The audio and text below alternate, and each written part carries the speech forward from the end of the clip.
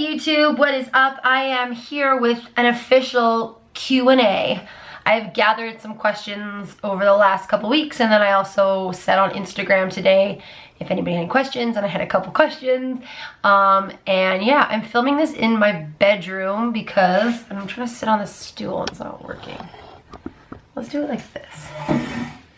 There you go. Because for some reason, well, where I live like on a green belt, so there's a lot of sunlight that comes in, which is great, but when you're trying to film in this like mid-afternoon, it's not always the best lighting, or it's too bright and blah blah blah. So I'm in my bedroom. Dogs are hanging out in the sunspot. I have Italian Greyhounds. That was one of my questions. I have 2 Italian Greyhounds. If you don't know what those are, I got them before Kylie Jenner, but it's like the Kylie Jenner dog or the Jenna Marbles dog. Anyways, they have the best personalities, and they're kind of like cats. They love the sun, they love to sleep. But yeah, they're really cuddly and they have cute personalities. So you've probably seen them in a video before. Anyways, that was one of my questions. But yeah, question and answer. I'm doing this video because I enjoy watching them, so I just thought maybe I'd put one up. Yeah. All right, so I'm just gonna go at random. I had a question asking, what are your hobbies? And I thought that I would say, what are my hobbies? And if I don't include dancing, like what are my other hobbies?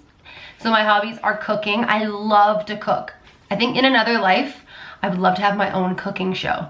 I am the worst baker ever. I don't like following recipes, so that's why I like cooking, because I'm like one of those people that's like, add a little this, add a little that. So when people are like, oh, that was so good, what was in that? No clue. I also love the idea of like cooking whatever you have in your fridge or your pantry. So that's always fun. It's like a challenge. Sometimes I pretend I'm in a cooking show. Anyway, so that's one of my hobbies. I love cooking. I love to read. I especially love to read if I'm somewhere hot and I'm like laying by a pool. I can probably like rip through like 3 or 4 books in a couple days. I love to read, so that's where I love to read. Oh my gosh. Okay, I'm going to try to show you what my dogs are doing right now. If they don't move, 1 second. My bedroom's a mess, by the way. Oh, you stopped. Oh, great. Well, anyways, Bates, the older one, the boy, was licking Billy. What is your relationship? Anyways, okay, back to the questions. What is your real hair color? What, this is not real? No. Okay, see it's red right now. My natural hair color is like dirty blonde. I don't know.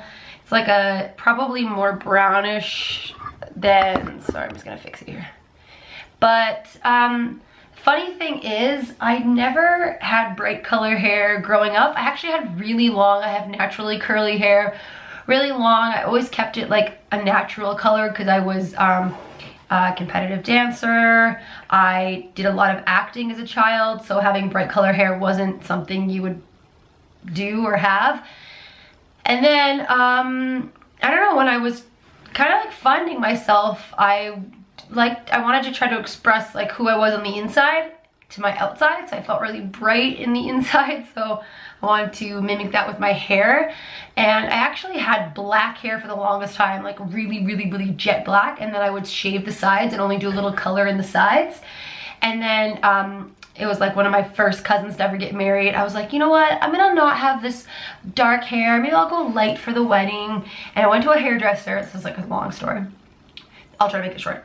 I went to a hairdresser and I was like, can you take the black out? And they were like, sure. And then all of a sudden they're doing my hair and they're bleaching it. And when she was washing my hair, she was like going like this, and I could feel that she was pulling the chunks out of my hair. So then I had like a chemical cut. So basically I went from having like super long hair to like no hair. But I love having short hair. So I think if I had never had that experience, though it was like traumatizing at the time, I probably would have never cut my hair. So yeah, thank you to that hairdresser. I don't even remember who you were. It was like a random hairdresser I went to, and I shouldn't have done that. So anyways, so yeah, so now I can, because it's short, I can dye it lots of different colors. I have literally been every color in the book. Hello. I used to be red for a really long time, and then I decided to go back to it. This is Billy. Hi. She's very lovey. yeah, but you know what? For a long time, I was always known with the girl with the really nice long hair. Oh, your hair, blah, blah, blah. And then when I cut it off, I was like, I felt like I had lost a little bit of like my femininity. So yeah, and now, you know, now I'm kind of like, oh, the girl with the crazy hair or whatever they want to say it is. But yeah, I mean, I've had to find my like femininity through other things. I mean, you are not your hair, but yes, that was a really long answer for a really short question, right? Okay, last song I listened to, Post Malone, I fall apart down to my core. Anyways, that's the last song I listened to. But when I'm not in the studio, I'm listening to jazz classics. In my house, I love it, jazz classics. I also love hip hop. I love all types of music, and in my car, I listen to classic rock, 97.9. I love a good classic rock. How many tattoos do you have? How many tattoos do you have? A lot of tattoos. I've actually haven't counted how many tattoos I have in a really long time. So like, I don't know if I was to count them now, like, is like a sleeve one? Because like, I have a girl, but she has like a bunch of roses around her. I have a lot of tattoos. And I'll be honest, my very first tattoo ever was a treble clef on my lower back because I love music. I sang in a band. Singing was like kind of who I was for a really long time. So it's really weird that actually now the only time I sing is at karaoke. And I miss that. I have lots of tattoos. I worked at a tattoo shop, so that was really cool. I have friends that are tattoo artists. Sometimes now I get a little bit adventurous, and if I'm away somewhere, I'll get a tattoo. Like last time I was in New York, I got NYC tattooed on me. My knuckles are tattooed.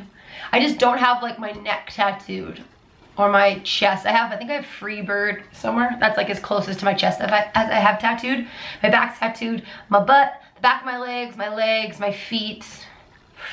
I have a lot of tattoos, but I also feel like I don't have a lot of tattoos, but I have a lot of tattoos.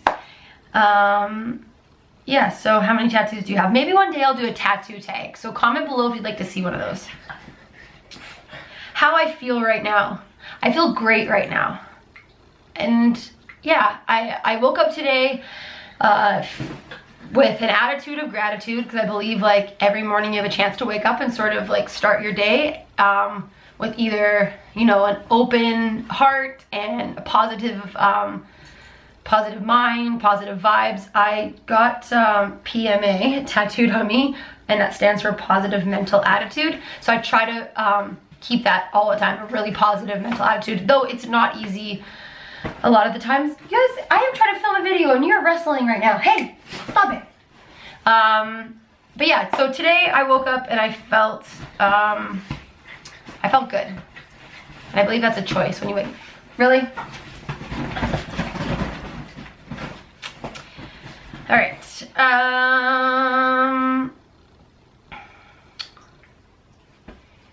Zodiac sign. Sagittarius. There you go. I don't know if you know anything about Sagittarius, but we're pretty cool. I had a question. Let me find it. It was in my Instagram.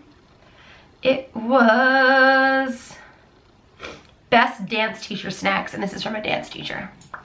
Best dance teacher snacks. I love to bring those mini oranges. Okay, water, of course. Mini oranges, bananas, pretzels.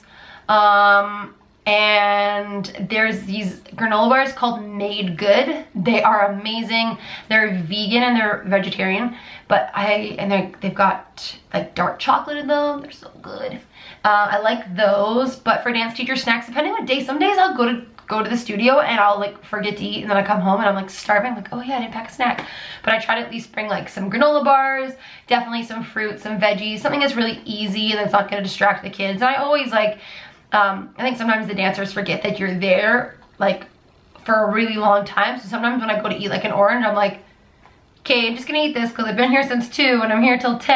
And they're like, yeah, but I feel like I have to tell them that I want a snack. But anyways, that's what I bring. Best dance teacher snacks. Oh, Miss Nicole she just DM'd me. She just said, it's nice to start the week with you. She came into my Peak, I teach the Peak Dance Academy at McTavish Junior High, and she came in to do a chatty 2-day ballet masterclass series. So today was day 1. Yeah, it was great. It was nice, and we had coffee, and it was nice. I had another one. I gotta try to find it because it's from a while ago. It was, oh, where is it? Something about like, what's your most, what was your, oh man, where'd it go? It was something about, I don't know, like my most memorable competitive moment or something like that. Sorry, I can't find it right now. My most memorable competitive moment was probably when I was about like, I want to say I was 11 or 12, maybe younger than that. We were dancing in Portland, Oregon for Dance Magic, and I used to wear Cuban heels for tap shoes. Those are the ones that are kind of like a block. And I remember dancing to, I'm pretty sure it was Jump Shout Boogie, that one like Barry Manilow, jump, shout, knock yourself out. And we were doing paradiddles, and I was like, getting right into it, and I caught my heel on like this like rivet on the stage, and my tap shoe got stuck, and I realized that my tap shoe was stuck, and I only had about 2 paradiddles left before we had to change formations. And I don't know how I did it, but I got my foot out of the tap shoe, and I danced the rest of the number with 1 tap shoe on, and then and the tap shoe was just there, like wedged into the stage. I feel like after when my teacher went out and got it, it was like she had to like, literally like hammer it out. But but I kept on dancing because, you know, the show must go on. There you go. Now I've since lost my questions. Oh man.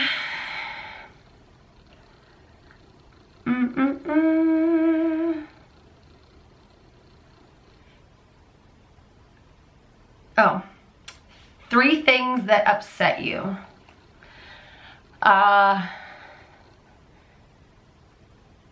When people are unkind to other people, that really upsets me. So any form of bullying, even adults that bully, that just blows my mind. What else upsets me? Seeing other people hurt. So I guess that's kind of all is one.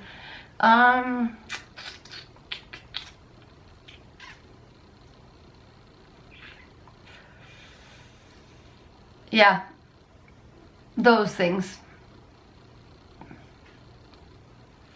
People, it upsets me when people judge people before they get to know them too. I don't like that.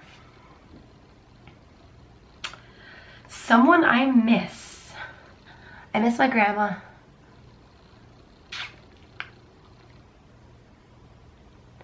That's what I miss. All right. My pets are, oh, that one I got asked a couple times. My most embarrassing moment. My life is a daily embarrassing moment. Hi, you're sweet. I know, you're so sweet. And you just want to be in the video, do you? My most embarrassing moment, I don't know, during like a Remembrance Day assembly at my school when I was in grade 8, I think, that we did a moment of silence. We were all sitting in the gymnasium floor, and I totally farted really loud. And that like haunted me for all of my high school, experience. That was fun. Yeah, but I did a lot of things. That were embarrassing, because for me, I was picked on and bullied for things that now make me who I am. But I feel like, you know, I graduated in 2000, so this is back in the 90s when there wasn't Facebook and all that kind of stuff, thank God, because it was bad enough getting bullied by like someone passing a note about you or like going on a 3-way call. But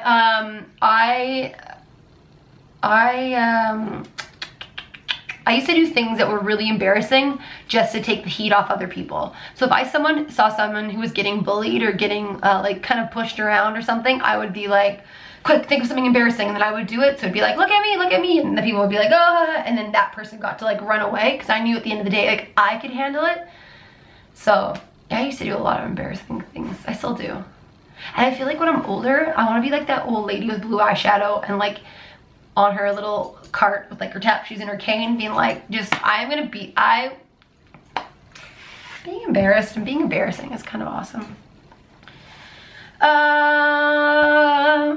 My favorite food. I love Indian food. I love Mexican food.